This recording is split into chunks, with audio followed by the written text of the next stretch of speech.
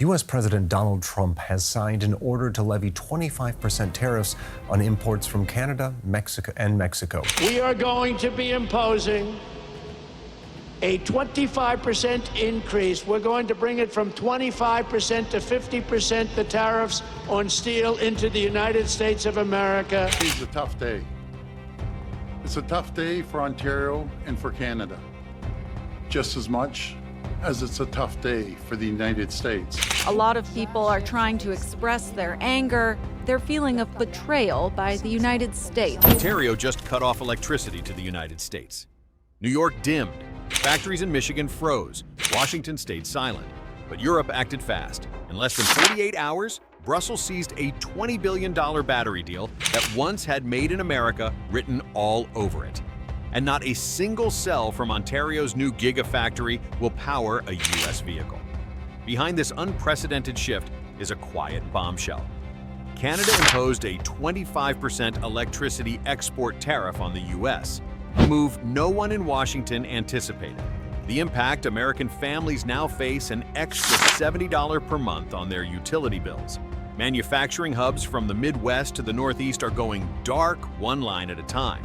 And while the White House scrambled for a response, Volkswagen inked a historic contract with Ontario, bypassing Detroit entirely. The lights are still on in Europe. In America, they're flickering. So the question is, when did Washington lose control of its northern lifeline? And how did Canada become a power broker in both senses of the word? The lights didn't just flicker, they stayed off, and the economic damage spread fast. Following Ontario's 25% electricity export tariff, roughly $10 per megawatt hour, power prices in New York, Michigan, and Minnesota spiked overnight. More than 1.5 million households and businesses saw their energy bills climb, with the average family paying nearly $70 more per month.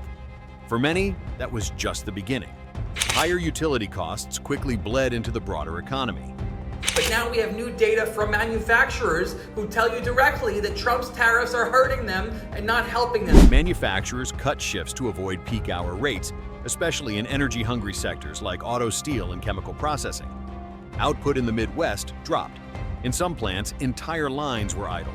The hit wasn't limited to factories. Retailers began adjusting prices with rising energy and logistics costs, pushing up the price of basic goods, canned food cleaning products, tools. Consumers across the U.S. faced higher inflation just as real wages stagnated. And then came the second shock: the collapse of cross-border industrial supply chains. Ontario wasn't just selling power, it was shipping parts. Wiring harnesses, battery modules, glass panels, components that once moved seamlessly into U.S. plants were suddenly delayed or missing. American assembly lines stalled. Lead time stretched from days to weeks. A quiet dependency had been exposed, and it was costing billions. The U.S. didn't just lose a trading partner, it lost a stabilizer, one that kept energy prices low, factories running, and consumer prices in check. Now that buffer is gone, and the American economy is absorbing every shock directly. As American factories dimmed and energy prices soared, another shift was unfolding, not in warehouses or power grids, but in capital flows and currency desks. The Canada Pension Plan Investment Board, one of the world's largest institutional investors, began quietly reducing exposure to U.S. assets, redirecting billions toward Europe and Asia. What once flowed into Wall Street and Silicon Valley was now finding a home in Frankfurt, Tokyo, and Seoul. At the heart of Toronto's financial district, Bay Street took note.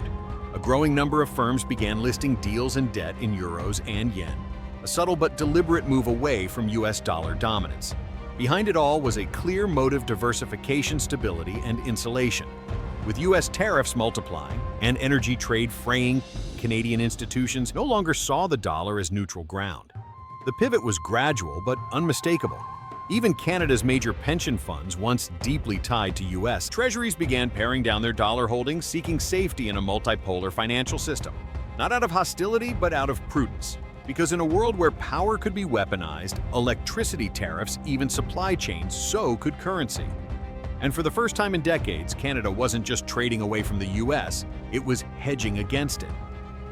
While American policymakers were still recalibrating their response to energy tariffs and capital flight, Canada moved decisively not east toward Washington, but east across the Atlantic. In a striking break from precedent, Prime Minister Mark Carney's first official visits weren't to the White House or Capitol Hill. Instead, his plane touched down in Paris and London capitals that now offered both strategic reassurance and economic opportunity. Shortly after, Canada signed a formal defense pact with the European Union, the first such agreement in Western Hemisphere history. But this wasn't just about tanks or treaties. This was about infrastructure, energy corridors, and industrial security. The deal signaled a long-term bet that Europe, not the US, would be Canada's new anchor in global supply chains, defense cooperation, and technology investment.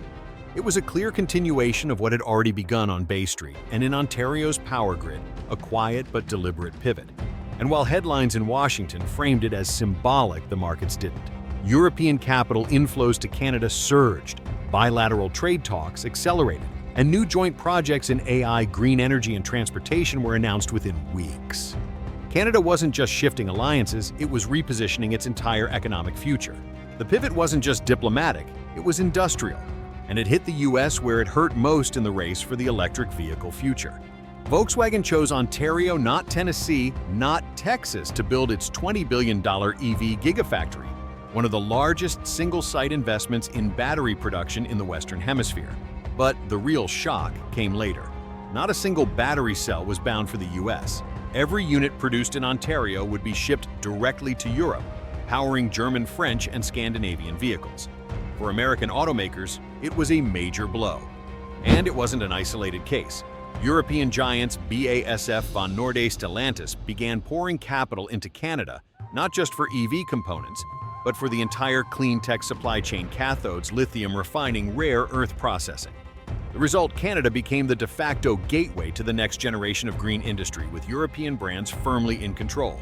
Meanwhile, the US, burdened by tariff retaliation, strained cross-border logistics, and rising energy costs, found itself shut out of a market it once dominated. This wasn't just about batteries. It was about leverage, access, and trust. And in the EV arms race, trust had quietly shifted north. The wires were still humming, but behind them, everything had changed. Ontario's 25% electricity export tariff sent prices soaring across northern U.S. states, with New York, Michigan, and Minnesota among the hardest hit. What was once a reliable, affordable cross-border flow of power suddenly became a geopolitical fault line. At the center of the storm, 12 million megawatt-hours of electricity, previously enough to power entire cities, now trapped in limbo.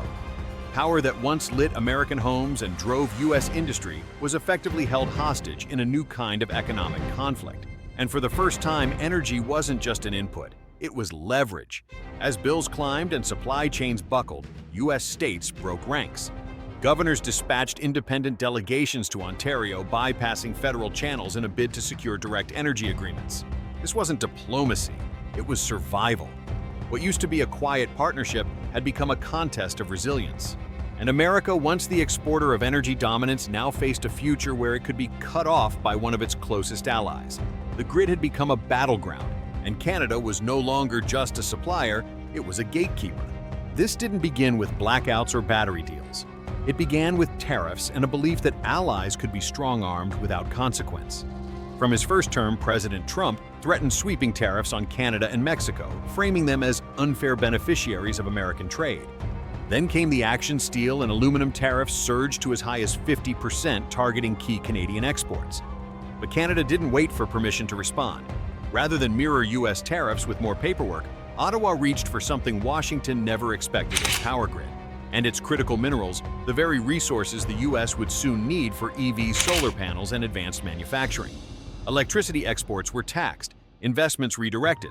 Suddenly, the materials flowing into America's future, from hydropower to cobalt and lithium, were flowing elsewhere.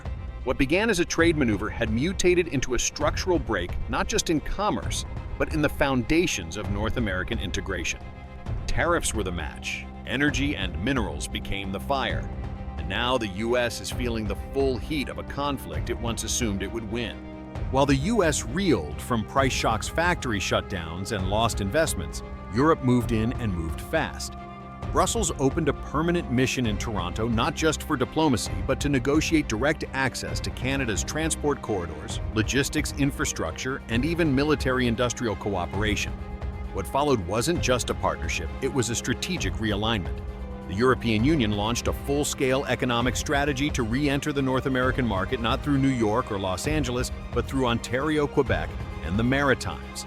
Their message was clear: trade, invest, build, but skip the US border.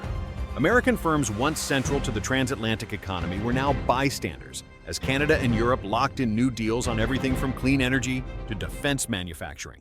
In just months, the idea of a unified North American trade bloc, once symbolized by shared grid supply chains and capital flows, had shattered.